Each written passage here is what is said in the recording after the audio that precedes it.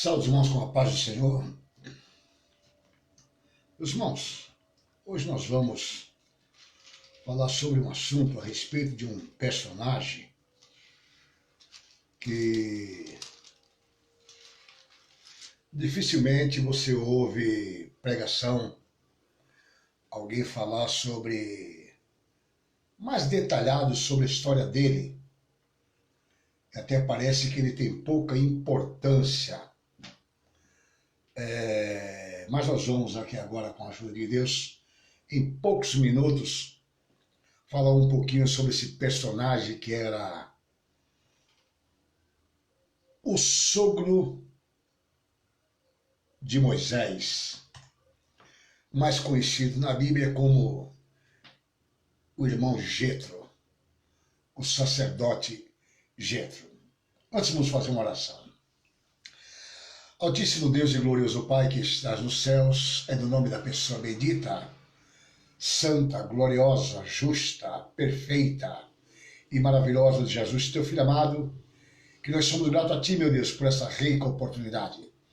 Queremos te pedir, ó Pai, em nome de Jesus Cristo, que Tu abra o meu entendimento, me dê raciocínio lógico e avive a Tua palavra na minha mente, para que possamos ensiná-la com segurança.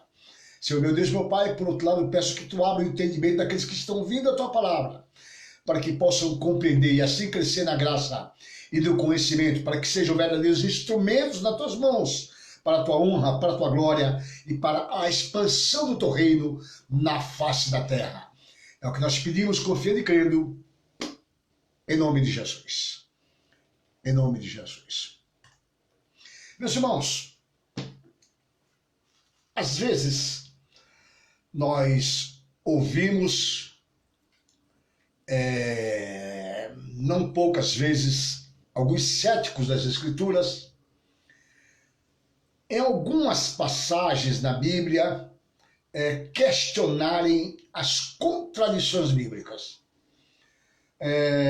Eu não sei, meus irmãos, se eu vou dar andamento neste assunto sobre contradições bíblicas com mais frequência, mas eu pretendo falar um pouco sobre essas, entre aspas, aparentes contradições bíblicas.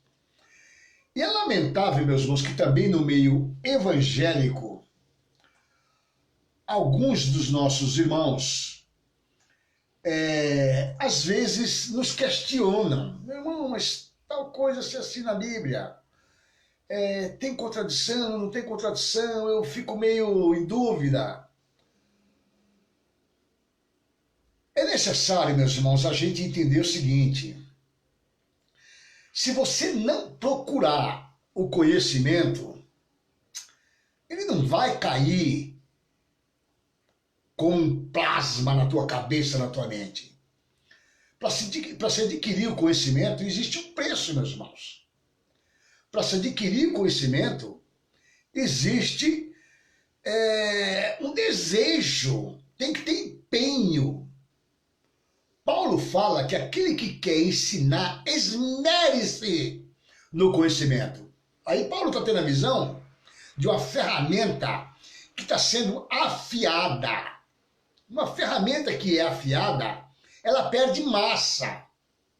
Vá afiar um canivete, vá afiar um estilete, vá afiar uma faca, passa no esmeril para você ver.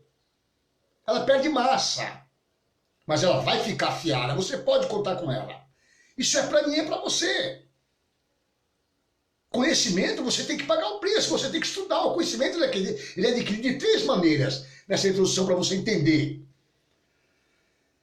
A primeira forma de adquirir o conhecimento vem pela revelação divina. Alguns invertem, mas eu prefiro ficar com o que ensina efetivamente a Bíblia. Pela revelação divina. Onde? Como Adão adquiriu conhecimento? Foi pela revelação divina. Ele nomeou todos os animais da terra. Ele nomeou a botânica.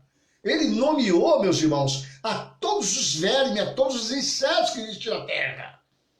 Foi ele que classificou. E de onde ele adquiriu esse conhecimento? Pela revelação divina. Então, primeira coisa, o conhecimento se adquire pela revelação divina.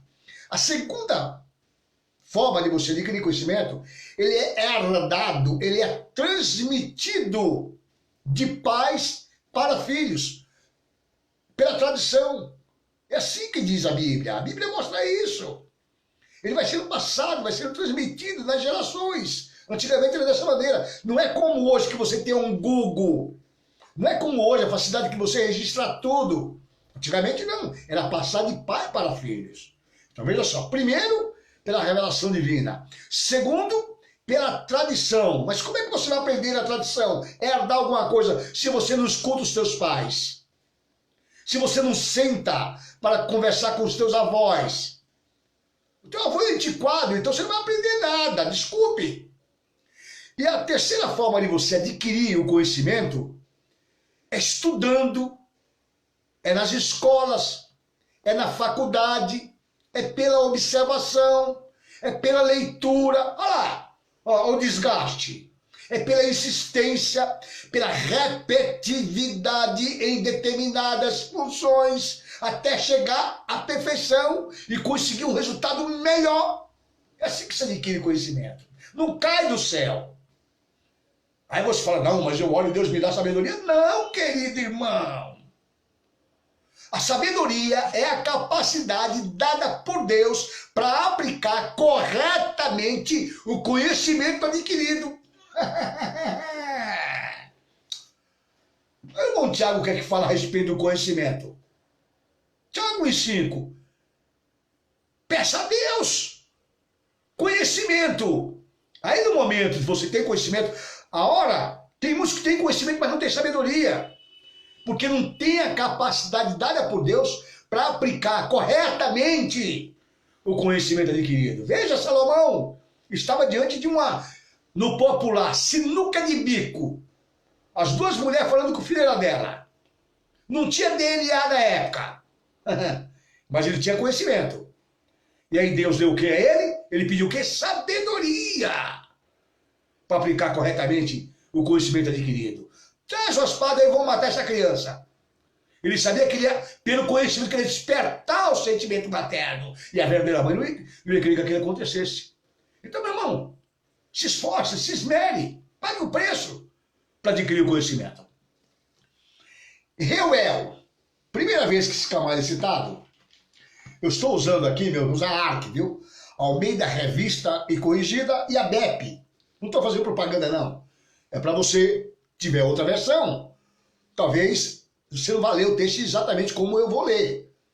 Mas é para você entender, tá certo? Bíblia e Estudos Pentecostais, Arca, Almeida Revista Corrigida. Almeida Revista Atualizada vai ter outra versão. King James, assim, mas eu vou ler hoje não é por motivo nenhum, simplesmente porque me deu vontade e eu vou ler a BEP e acabou, pronto. Primeira vez que você ouve falar sobre esse personagem é em Êxodo, capítulo 2. Êxodo, capítulo 2, e o versículo de 16 a 18. Vamos ler. Êxodo, capítulo 2, versículo 16 a 18, assim, ó. Então preste atenção no texto aí. E o sacerdote de Midian tinha 7 filhas, os quais vieram a tirar água, e encheram as pias para dar de beber ao rebanho de seu pai. Então vieram os pastores e lançaram-nas dali. Moisés, porém, levantou-se e defendeu-as, e abeberrou-lhes o rebanho. E vindo elas a Reuel, seu pai, que era o sacerdote de Midian, ele disse: por que tornastes hoje tão depressa? Então, esta é a primeira vez que você encontra na Bíblia a referência sobre esse camarada que se tornaria o sogro de Moisés. E pelo que nós lemos aqui, nós vemos que o nome dele é Reuel, correto? Outra referência sobre o sogro de Moisés. Ainda no livro de Êxodo, capítulo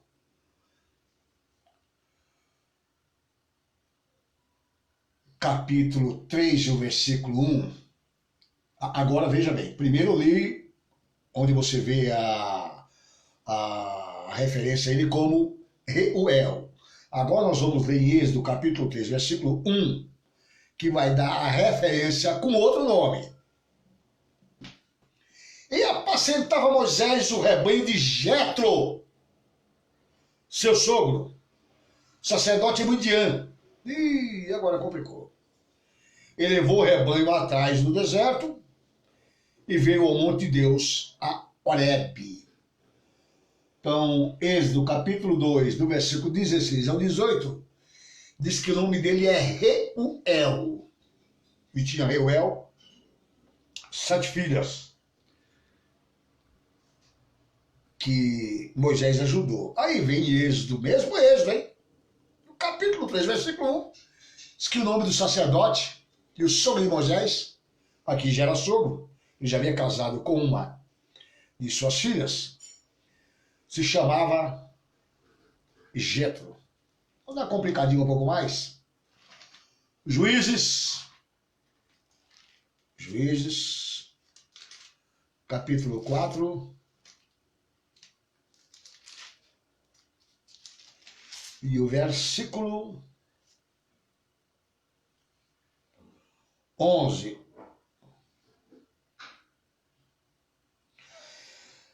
Quatro e 11 de Juízes diz assim, ó.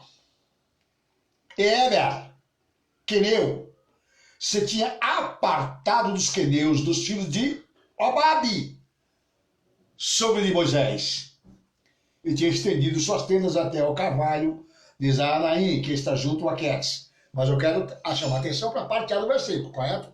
É o assunto que nós estamos ventilando aqui, então esquece o restante.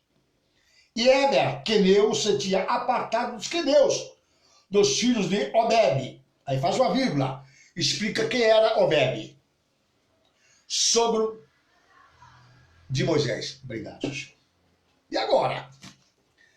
Era Reuel, era Jetro ou era Obabe?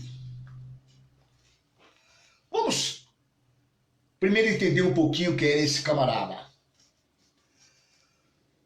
Moisés, por ocasião, ele ainda estava sendo preparado para ser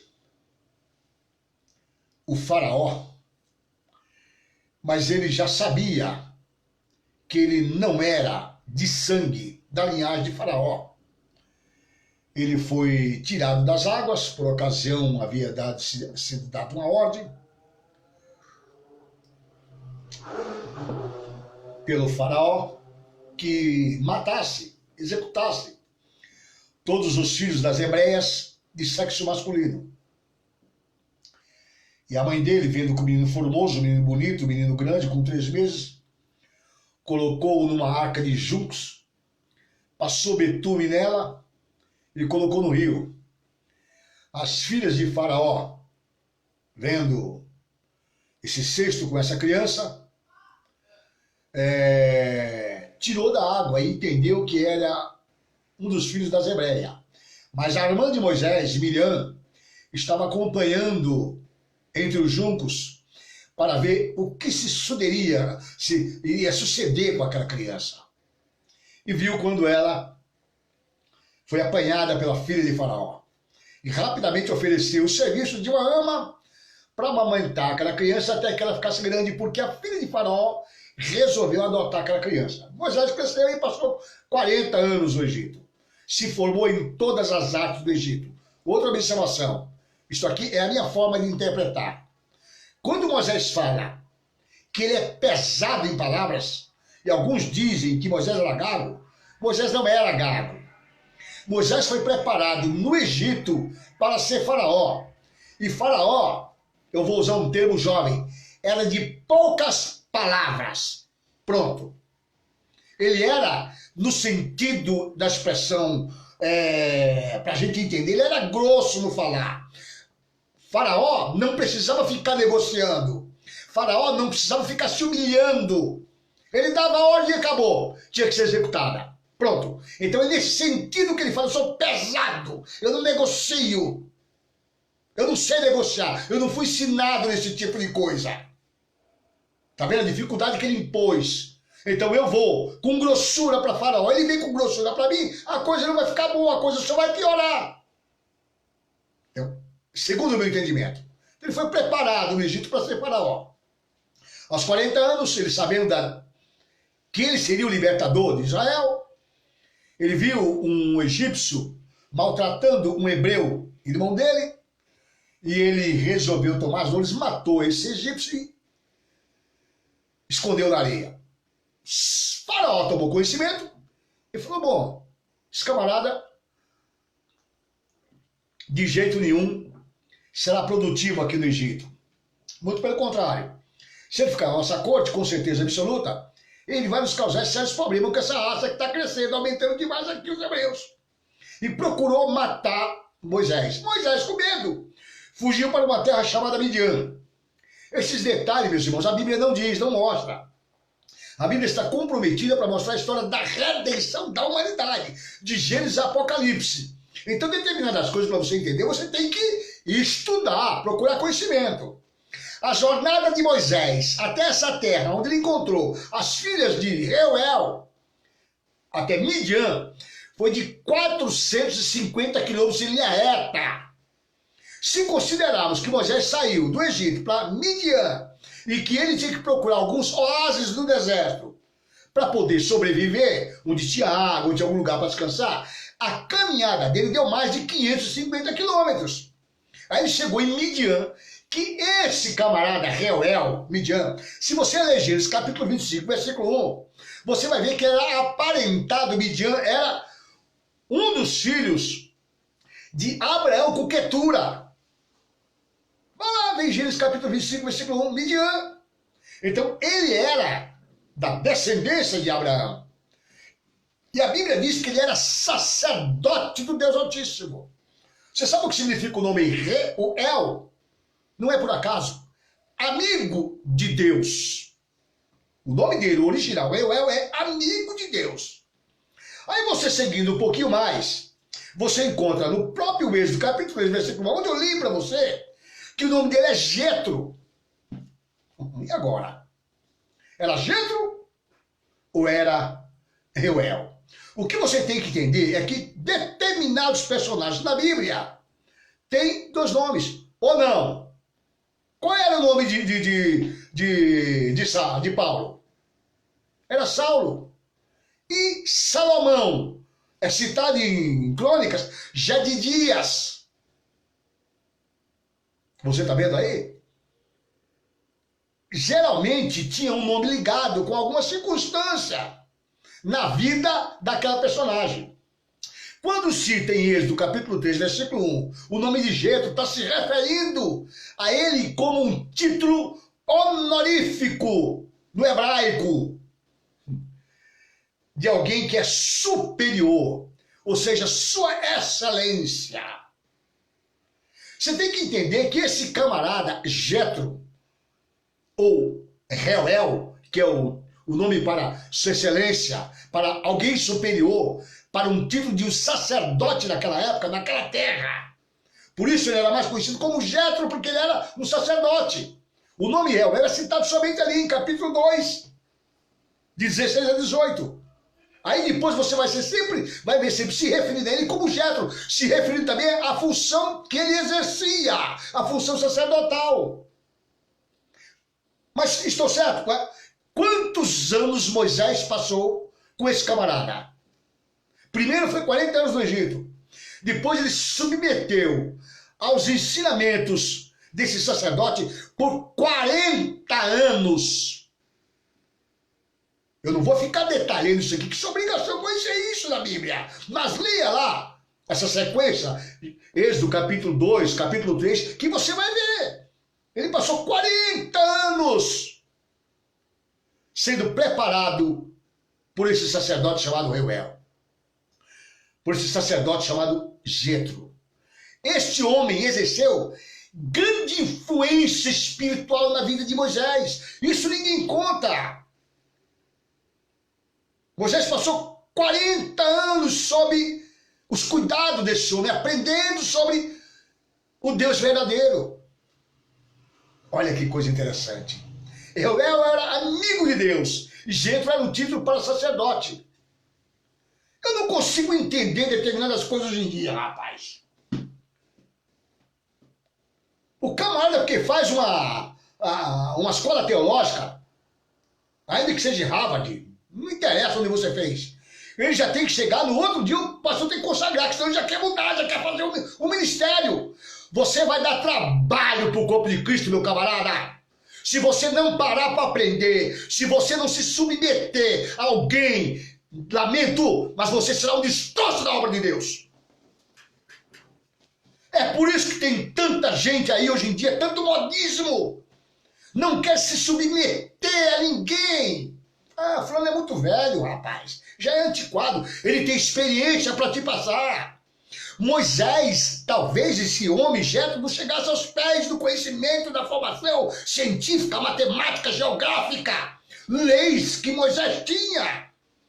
Mas Moisés se submeteu a ele por 40 anos. Antes de encerrar, lá em Juízes, eu li para você, capítulo 4, versículo 11, também tem o nome de Jobabe, que significa querido. Nada mais é, nada menos é que simplesmente um título, porque ali ele já tinha morrido, meu querido, há muito tempo, ali em Juízes, capítulo 4, versículo 11. Então está se referindo, de novo, vamos ler Juízes, capítulo 4, versículo 11. E Éber, queneu, você tinha apartado dos queneus, dos filhos de Jobabe, sobre de Moisés. Quando está se referindo aqui aos filhos, não é que era exatamente a descendência do querido, de Jetro, de Reuel. É mais um título carinhoso que estão tratando a Jetro, a sogro de Moisés. Você está vendo?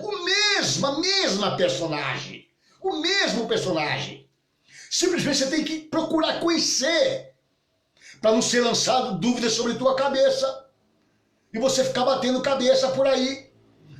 Rapaz, o camarada lá no meu trabalho, na minha faculdade, senhor, eu não é crente nem nada, ele me perguntou isso aqui, ele falou, que é contradição. Que contradição? Contradição na cabeça dele, rapaz. Não tem contradição. É a mesma pessoa. Esse homem aqui, Jetro, esse sacerdote. Aí você vai para o capítulo 18 de Êxodo. Ele vai levar a esposa, vai levar os filhos, os seus netos, para Moisés, que está sozinho. Aí encontra Moisés numa tremenda, numa dificuldade, se assentando com todo o povo para resolver as demandas, os problemas daquele povo. Aí ele olha aquilo e fala, mas pera Moisés, espera aí. Não é bom o que você está fazendo, Moisés. Você vai se acabar. Desse jeito você não vai aguentar, é muito estafante. Moisés, vamos fazer o seguinte, delegue autoridade, delegue funções. Levanta do teu meio aí homens capazes, homens honestos. Não levanta fofoqueiro, não levanta bajulador, não, Moisés, não. Bajulador hoje, olha, escuta aqui. Um pastor, eu não vou citar o nome dele porque eu não pedi autorização para isso. Mas ele citou aqui um pensamento que eu já vinha matutando isso há algum tempo. Sei, você está pensando porque o camarada está fazendo boas ações, está te tratando bem, está te tratando com desvelo, está até suprindo as tuas necessidades, porque ele é bom para fulano, bom para Beltrano, bom para... Cuidado, as intenções do coração dele podem ser malignas. Cuidado com o bajulador. Isso é corrupção e tem muito no meio das nossas igrejas hoje em dia.